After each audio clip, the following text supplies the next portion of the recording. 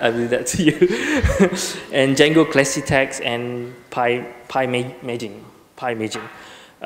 In 2012, he co-organized the DjangoCon Europe, and in 2000, which was in Zurich, and he became one of the first two non-core developer Django Software Foundation member. Okay, so first let's give a round of applause for Jonah.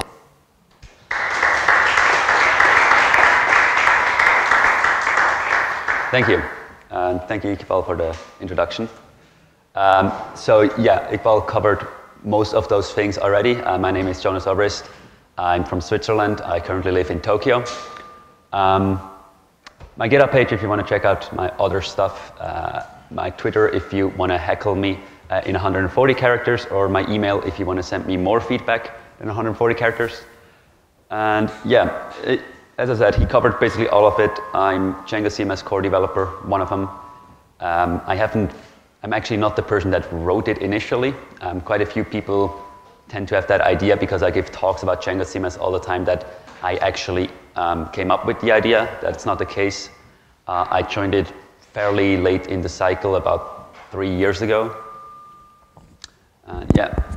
But yeah, let's talk about django-cms. And before we do, I would like to get to know my audience a little. So who in this room knows Django or has used Django for work or anything? So show of hands, Django users. Okay, most. So who has heard about django-cms before this talk? Okay, half, if any, if even that. And who has used django-cms in a website? 1, 2, okay, you two can leave. No, but yeah, good to know. So yeah. And yeah, also before I talk about django-cms in particular, I would like to clarify what I mean when I say a CMS. CMS stands for Content Management System, and the definition is quite loose, and people classify different things as a CMS than other people. And so for me, a CMS is a collection of content, usually called pages, arranged into a menu. And ideally, both of those things, the menu and the content, can be edited by, well, non-technical or semi-technical users. And yeah, another core developer of django-cms, Patrick Lauber, at DjangoCon in Berlin 4 years ago, put it quite nicely. A CMS is basically a menu. All the rest, the content and all that kind of fluff, is just, yeah, it's nice eye candy. Anyway, so what is django-cms? Django-cms is a Django application. And that's also a thing that many people get confused about. They think if they use django-cms, they can only use django-cms and that's it. But that is not the case. It's actually just like any other Django application that you can install and put in your installed settings, like, I don't know, Sentry, the blog applications that are out there, all that kind of stuff. So it should be part of your project, and it's not a full-on project, and on top of that you build a site.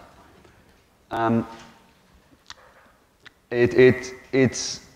you can see from the next few points, it has a heavy focus on being friendly to developers. And in the 2.0 series, which I will not talk too much about today, I want to talk about the upcoming 3.0 series. In the 2.x series, we had a really strong focus on developers, providing you as many APIs and as cool APIs as we can, and let you do whatever you want with our CMS. And we try to be as user-friendly, and with users I mean content editors, so people using the CMS, not visitors to your site. We try to be as user-friendly as possible, but yeah, we didn't really achieve that, which is why we came up with the idea to do the next release as 3.0 and not another release of 2.x, because we want to radically change how content editors interact with our CMS. And it's BSD licensed. The Django CMS is backed by a company, and we have a nice fancy website, etc. So sometimes people think it's a commercial product. That's not the case. You can grab it from GitHub, and since it's BSD license, you can pretty much do whatever you want with it. It is well, from the metrics that I can find, it seems to be the most popular Django-based CMS system. And just by watchers on GitHub, those numbers are a month old, so they're probably horribly out of date because they go up scarily fast. So we have over 2,000 watchers, over 800 forks, over 3,000 followers. Yeah, those are just numbers, and you can look at them however you want. For me, that just means it's scary big. And then, yeah, maybe better than those numbers to illustrate what Django CMS is or how popular it is. Let me just drop some names. So PBS is the US public broadcaster. It's basically their NHK. Mercedes-Benz, we recently found out that their website is built with Django CMS. So that's mercedes-benz.com. There's a bunch of universities. Cardiff is the most, they actually contribute back, so that's why they get listed. And yeah, there's a bunch of big sites, but obviously this list is not complete because being in an open source CMS, we have no idea to know who uses our CMS unless somebody tells us. So the two guys that put their hands up before, would be cool if you came to me after the talk and tell me what you built with it. And then, yeah, who is Django CMS? Django CMS is not just me. I'm just one of, I think by now, 7 or 8 core developers. So it's a fairly small team. The project was initiated by Devio, which is a Swiss web agency, and it's still backed and supported by them. And we have about 250 contributors that submitted at least one patch. And yeah, so yeah, I'm about to dive into actually the CMS itself, and to do so I have to clarify some terms because in different systems and different applications they're used for different things. So in the CMS in Django CMS we have the concept of a placeholder. And a placeholder is an area of your website, of your web page, where users can edit content. So your menu would be generated by our system, but the actual content of your website, where you have your text, your images, whatever, that's what we call a placeholder. And inside placeholders, there are CMS plugins, or simply plugins. And plugins, in our case, are not how you usually have plugins into an application or a website that adds drastic new functionality. In our case, a plugin is simply a bit of content. So text on a website is a text plugin, an image is an image plugin, etc. And you can write these yourself, of course, or use the ones we provide. And there's also the concept of a CMS app. And what a CMS app is, it's simply a very small Python object that explains the CMS how to integrate other Django applications. So you can take any Django application that exposes at least a URL spy and hook it into this Django CMS in about 4 lines of code. So let's talk about features. Yeah, basically we have them all. I have yet to find something that is like something big that is really missing. We have front-end editing, and this is one of the big. This has been around for a long, long time now in Django CMS, for a couple of years. But this is the thing we drastically changed in the 3.0 release, or in the upcoming 3.0 release.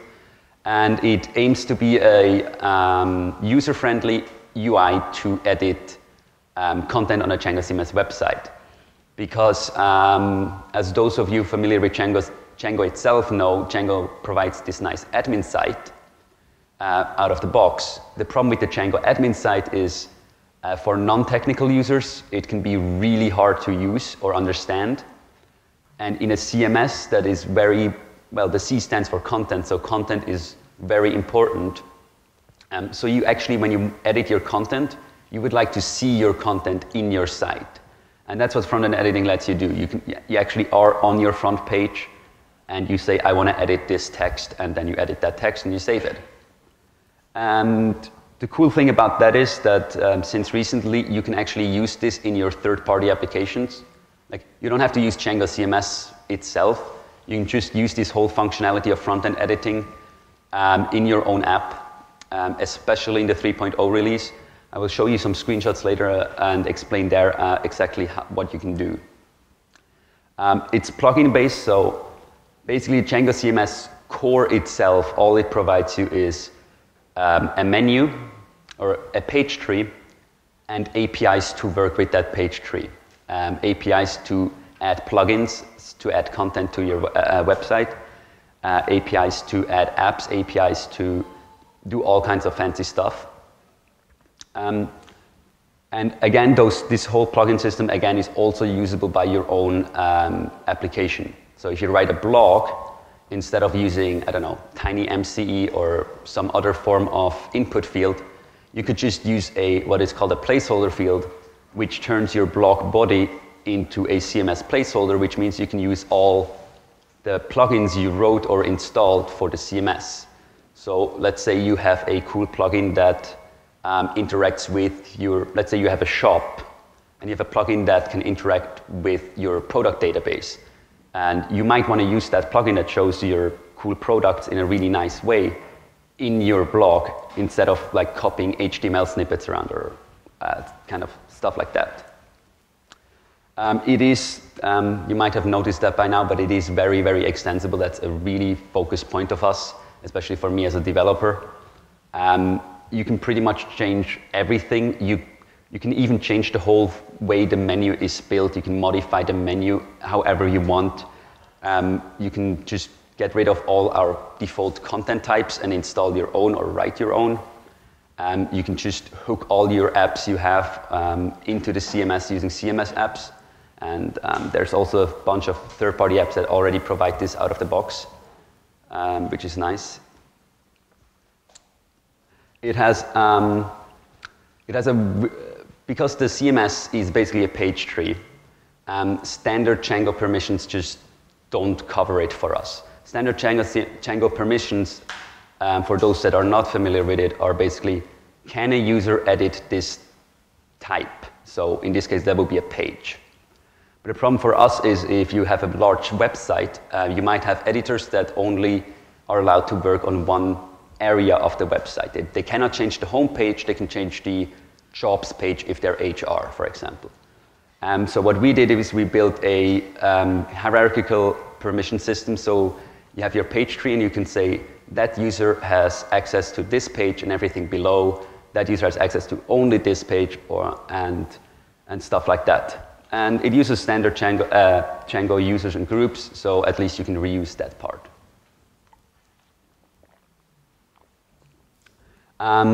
We have workflow tools because CMSs are quite popular in enterprise, and enterprises or corporate customers, they want to use workflows. And what I mean with a workflow is a content editor edits the home page, but before those changes go live and are actually visible to your visitor, somebody else has to approve it. Now you can obviously ignore this bit and just say that everybody has the permission to publish everything. Or you can say that the intern you hired last week, yeah, you don't want them to actually be able to change the homepage without some sort of supervision. So you can say that, yeah, his supervisor has to approve his changes before they go live. We've completely reworked that in the 2.4 release, which was the last 2.x release, as basically to see if it will work the way we intend. So we have a system that actually works in 3.0, because we always had some way to do this, to do delayed publishing and permissions for publishing. But in 2.3 and below, it was so incredibly complex to do this that nobody used it. So we decided to just scrub it and start build that part from scratch again. It is from the scratch up, from the very base up, multilingual, which is incredibly important for us because, well, DVO, the company that builds the CMS, is based in Switzerland, and in Switzerland we have 4 national languages, plus English as a de facto 5th language. So whenever we build a website for a client, they want at least 3 languages. You can actually not remember ever doing a single language website. So everything in the CMS can, if you want to, be used multilingual. That is, the URLs to your pages can be multilingual. So your About Us page would be About Us in English, and maybe, yeah,私たちについてとか, yeah, in Japanese, in the actual slug. And obviously the content is fully multilingual if you use multiple languages. And it's the actual UI is translated into many languages. And thanks to Twitter user who says ni, the complete backend of django-cms is now translated into Japanese, which is fantastic. I cannot thank him enough. And he actually promised to translate the documentation too, which should be absolutely fantastic. We're SEO friendly. This is something I don't particularly care about, but apparently many people do care about SEO optimization. So we let you set the meta tags and all kinds of stuff for your specific pages, and just like Django does most of the time, we try to generate really pretty URLs, so Google is happy with us. So that was django-cms, but now let's talk about what's new in django-cms 3. Because even with people that use django-cms, we found out that many people don't know about this upcoming release, so we try to heavily push it. So the first thing we've done is we completely reworked the way users edit content. And the main new thing here is that we don't want content editors to ever go to the Django admin site. We don't want them to have to go there because they would be confused, or many of them are confused by it. So what we did is we didn't abolish the admin. Instead, we embraced it and just put it into the front end. So instead of going, as you would in standard Django, to /admin, log in, and then see the list of your apps with the list of your models, in the front end, in this django-cms, if you're a logged in staff user, you have a little toolbar at the top. And there you have basically menus where you can interact with the content of your page. And the cool thing is that toolbar is context aware. So if you're on a CMS page, you will get the menus for this CMS page or other CMS pages. If you're on your blog application, you will get an option to add a new blog post, to edit this blog post, to publish this blog post, whatever the app developer thinks is useful.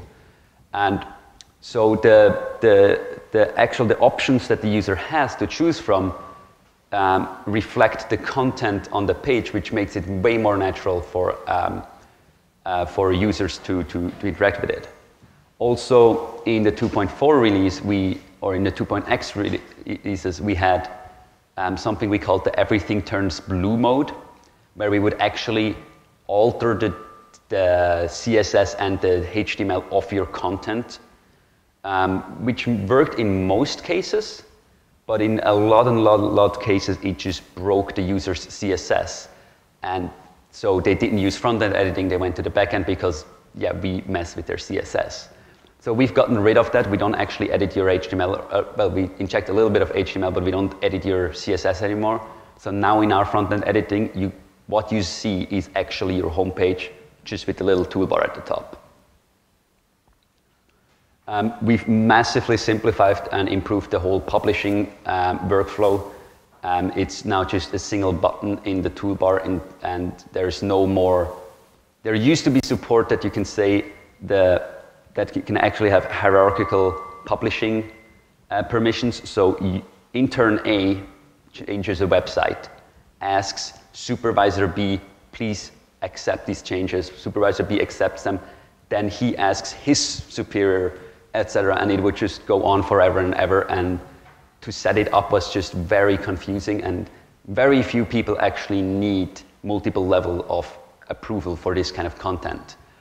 So we got rid of that. We also got rid of the whole, there used to be a lot of emails sent left and right whenever somebody requests permissions, and it just really confused people. And so yeah, we've gotten rid of that. Yes, we lost some functionality, but it's functionality nobody ever used in practice. And we had a Python 3.3 support, which is what makes me the most excited about django-cms 3, to be honest. Well, no, the front-end editing is cooler, but this is actually the part that I made.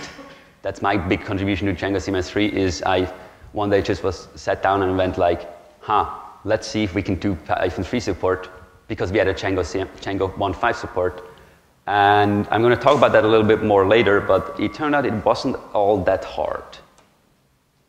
And there's a whole bunch more. We've looked at some APIs that were duplicate or confusing and tried to consolidate them. And since it is a major version release, we, at some point in some APIs, actually had to break backwards compatibility. But it should actually not be that hard. Well, at least as far as we're now in the development cycle, upgrading from 2.4x to 3.0 should be doable. And yeah, so how it looks. First, I don't know if you can see those screenshots all too well. If I have time, I'll try to do a demo later that might be easier to see. This is the old Django admin. This is, for those not familiar with Django or the Django admin, this is what Django gives you out of the box, is this.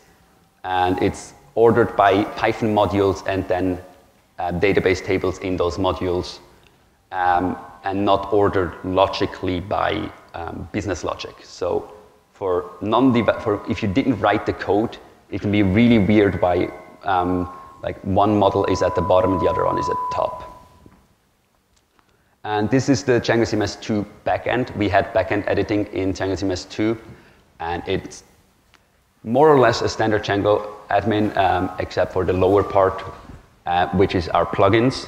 The thing is, well, even if this was a better screenshot with like that you can see clearer, you would still not know what the content is on that page. So we had this. This is the old front-end editing, and at the bottom you see the everything turns blue part. So in the actual website, that part isn't blue. This is just because if you hover over with front-end editing activated, stuff turns blue. And you see that there's little bars inserted, and yeah, it just breaks so much CSS. So this is how the CMS3 front-end looks. At the very top, you might just see a toolbar, and then it's your website, and that's it. There's no, even if you hover over, there's nothing all too crazy happening. And we also have this, which is the mode to move plugins around. We always wanted drag and drop in the front end, so you can drag your text from here to there, etc. The problem is if you have a large page and large content blocks, dragging them around in the actual real presentation mode can be really difficult if you have to drag it from the very bottom of the page to the very top. It just doesn't work. You have to scroll forever. So what we did instead is we compressed the plugins all into a single line and just let you drag and drop those around. And then even if you have a lot of content, it's still manageable. And this is the admin in the front end in action. So on the left side, you just see that's basically a change view, and it's a little pane you can drag and drop out. And in the middle, you see a change form for a page. And this is just a standard Django admin view, so there's nothing all too crazy going on there, but it's in the front end, and this changes the title of the current page. So you don't have to go into the admin and then find your object that you want to change. Because you're already looking at the object on your website, you can just say, I want to change that object. So yeah, Python 3 is one of the big features, I think, in the new version, and I just want to talk about how we did that. So as I said, that's basically my little thing in the new version. And the strategy, or there's different way of porting to Python 3. You can run it through 2.2.3. You can actually make 2 repositories and just do it like this if you're really crazy. Or you can just have a single code base that is just compatible with Python 2 and Python 3.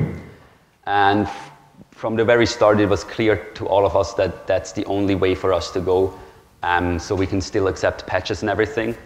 And since we dropped 2.5, we were ready to drop 2.5 support, and we never had any intention to support 3.0 to 3.2. This is actually very, very doable unless you have to work with a lot of text data that you don't know in what encoding it is. which we don't have to because Django handles all that stuff for us. Also, there's a tool called 6, which is a compatibility tool to write code in for both Python 2 and Python 3. We opted not to use it, mostly because in Python 2 and Python 3, the way you can define meta classes for classes changed drastically. The problem is that the 6 helper for that meta class to get compatible meta classes simply didn't work with our meta classes. And I couldn't figure out why. So that's one of the reasons why we didn't use 6. Another one was we didn't just want to add a new dependency because 6 is so tiny and it's not going to change a lot. So instead in CMS utils compat, we just rendered in the little bit that we needed, which is basically the new string types to have those match the correct thing. And yeah, the meta class thing, and that's basically it. There's not a whole lot of stuff in there, actually, which is really nice.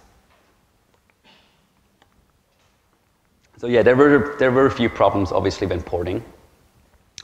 We have a lot of dependencies, or well, a lot. We have 16 dependencies for our test suite, which is a little bit more than to run the actual app, but yeah. And obviously, before we could even think about starting porting our app, django-cms, we had to make sure that all those 16 dependencies work. So the very first thing we did is get rid of pill and use Pillow instead, because Pillow 2.0 supports Python 3, which is fantastic. And then we looked at the other dependencies. Most of them already were in Python 3, like Django, obviously. A bunch of them were actually controlled by us, or specifically me, Django's classy tags, Django Sekisai. So actually, while I was getting ready to port Django CMS, I was first porting those. And in doing so, because those libraries are vastly smaller and simpler, I actually learned quite a bit about how to port or what strategies work for porting to Python 3. And it was really good to get my feedback. The other problem was, as I said, the meta classes, that they just, the thing in the 6 source code just didn't work, and that was a showstopper that like blocked me for a couple of days trying to figure out why our meta classes behave different on Python 2 and 3. At some point, I found a blog post by Armin Ronacher about his strategy of porting in Python 3, and in there was his little meta class thing. So I just dropped that into our project and see if it works, and well, there you go, it just worked. That was really good timing, because he wrote that post while I was porting, which is fantastic. And actually, the interesting thing is that most of the Python 3 problems weren't in our core code.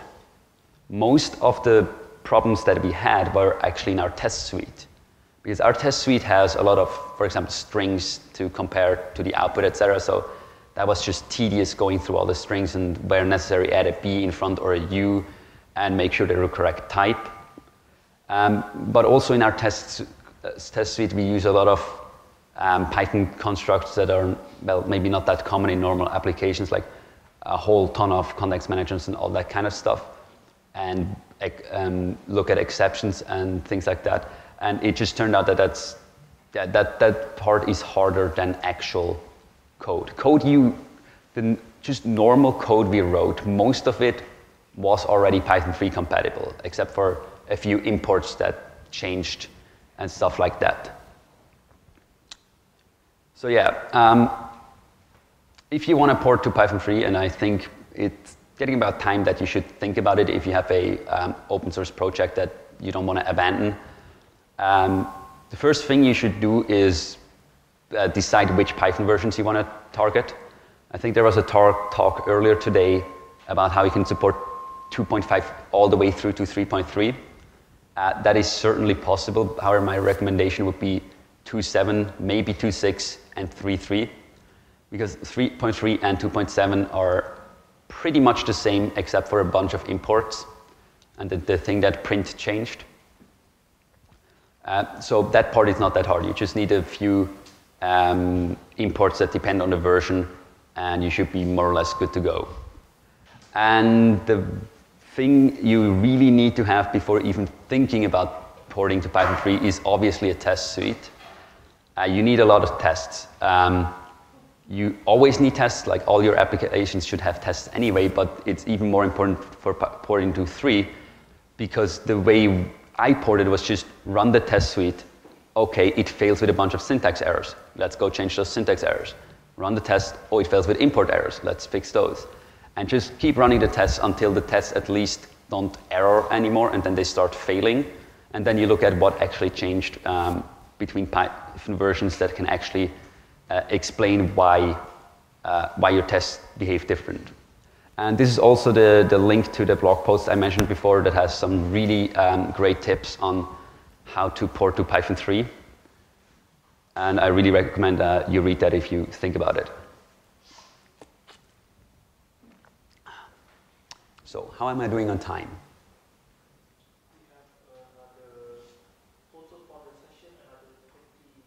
All right. Okay, it's demo time. This will likely fail, but I'll try anyway. So, to really show you how django-cms 3 is different from 2, what I first need to do is show you django-cms 2. So this is just basically one text plugin on a website. And as you can see, like if I go over it, it turns ugly blue. And well, if I turn the edit mode off, there's a lot less stuff. There's none of these weird bars in between and all that. And how can I get back into edit mode? Yeah, nope. So if I turn it on again and I edit this, like there's this thing at the top and scrolls out and there's an ugly editor, etc. But yeah, sure, I can change this. I can just do this and save. And then it refreshes. Sweet.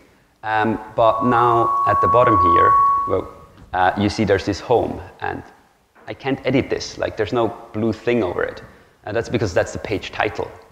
And yeah, in django-cms 2, if you want to edit this, you have to go into the backend, and now you're in the Django admin page, and you're just seeing this huge, weird, confusing form. But sure, let's change the title to home 2. Save. And now I'm here. I'm like, where's my page? Where's my content? I don't get it. So this is silly. So this is django-cms 3. And we're already in edit mode, but other than this little thing at the top.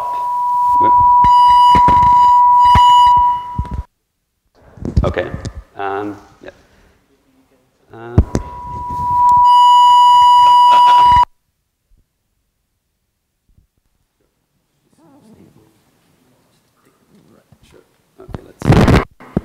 Okay, let's switch mics. So in 3, the default mode, if you're logged in, is you're always in edit mode, because we don't change your CSS anymore. It doesn't matter if you're in it or not. But the cool thing is, if you now want to edit stuff, instead of getting this blue bar, this blue box, and I don't know if you notice, I can't just click on this, because if I click on it, the blue stuff goes away. I have to like go to the top right and hit this edit marker. But in 3, instead of that, you can just double click. And if you double click, oops, you have to log in. That is weird. All right, you log in and you get your little text editor. We also took the time, took the chance and changed the default text editor, because we weren't really happy with Vim editor or Tiny anymore. So we switched to, I think this is Sick editor or something like that. I don't know actually to pronounce that. Anyway, so now if I want to change the title, this is again the title. And now because of the changes we did, you can also just edit the page title. So you can double click this, change it to home 2. And now we have the problem again that the screen is too tiny. One sec. That's not what I wanted.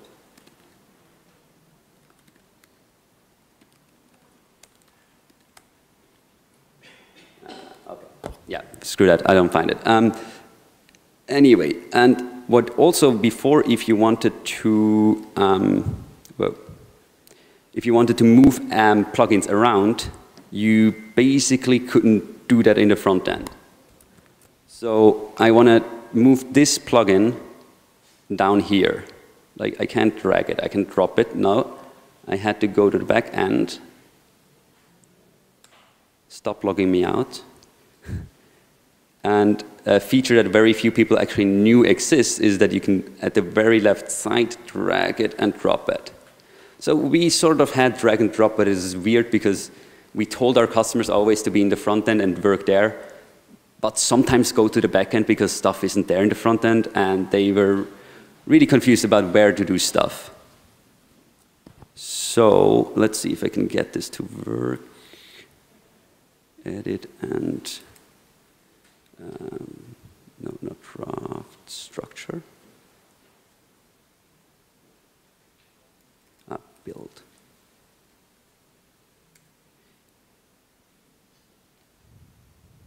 No.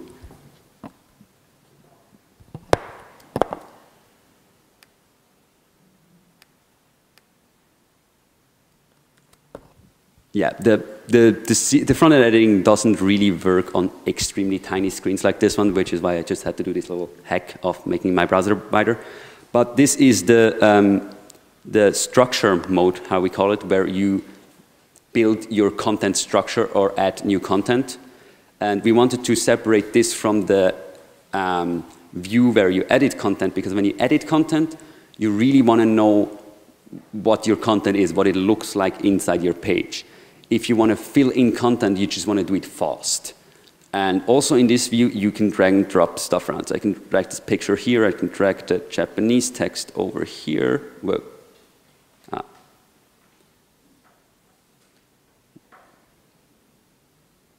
okay, and change the thing here. And yeah, the flickering we will fix at some point. So yeah, and I have to leave this mode again. So yeah, I can then switch back to the content mode. And yeah, the reason why it flickers is because the content is actually there, so you can just switch between those modes without a refresh. And yeah, now you see the Japanese stuff is on the right, the picture is still there, etc. So, but if I, at the top right, switch from the draft mode into the live mode, the text is still the same. So the live mode is what your actual users see, not logged in users, not admin users, but the actual visitors to your website. And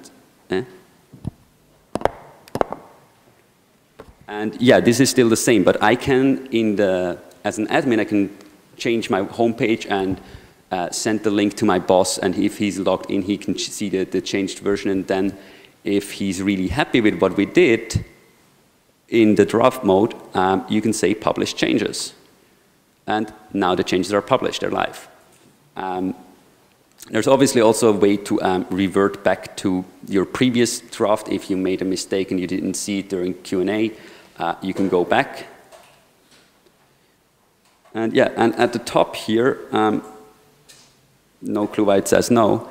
Yeah, you can see the admin integration. So this is just the out-of-the-box stuff. Yeah, the reason why it says none there is because this is not a final release. We're still working on this, so there's bugs. I'm actually surprised that the demo works that well. So if you want to add a new page, you would just go to the page tree.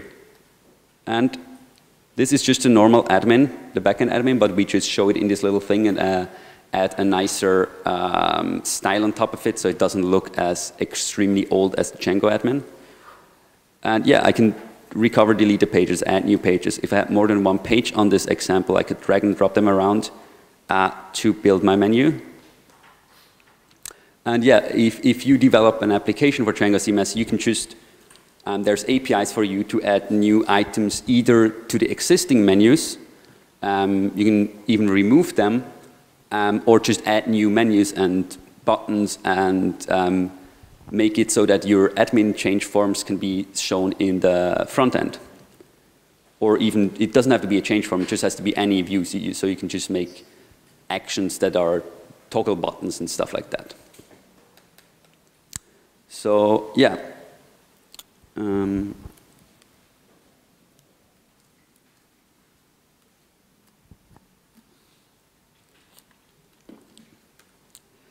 It looks like I was a little bit too fast, but I hope that's fine. Means we have a longer break. Thank you for listening, and if anyone has a question, please ask. You can also ask me in Japanese, and I'll try to answer it in English. For those that are more, more comfortable with Japanese.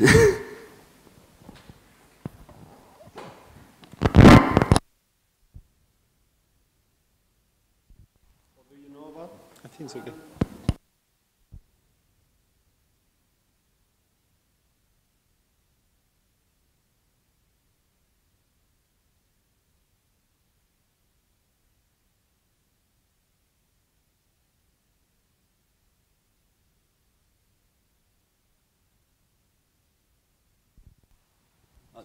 Sorry, yeah. So Mezzanine, yeah, I can't really comment on it too much. From what it looks like, it seems that they're putting more focus on simplicity or ease of use, as opposed to our strong focus on extensibility and like user friendliness and like, developer friendliness.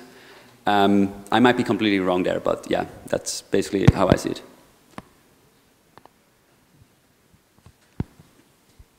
Any other questions?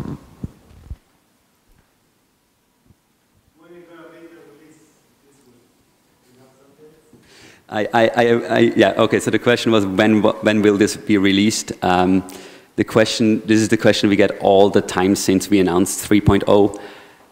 My canonical answer is when it's done.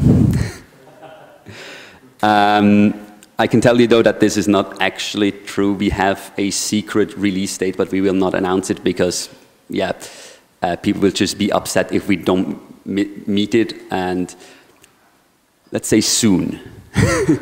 Definitely this year. Hopefully really soon, because it is getting really quite stable.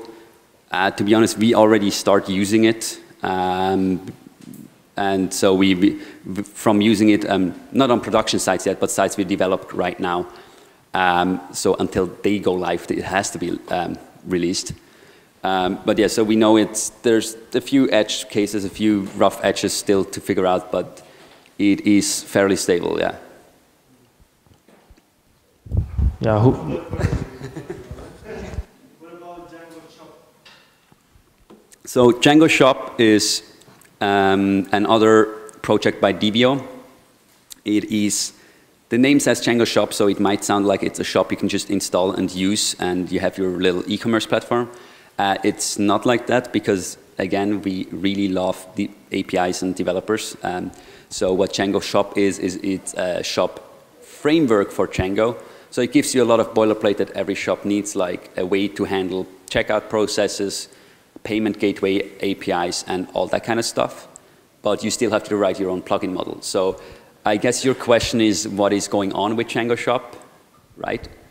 And so Django Shop is, well, there's not much, well, we will develop it further if we find the need for it, but it actually works really well for us as it is.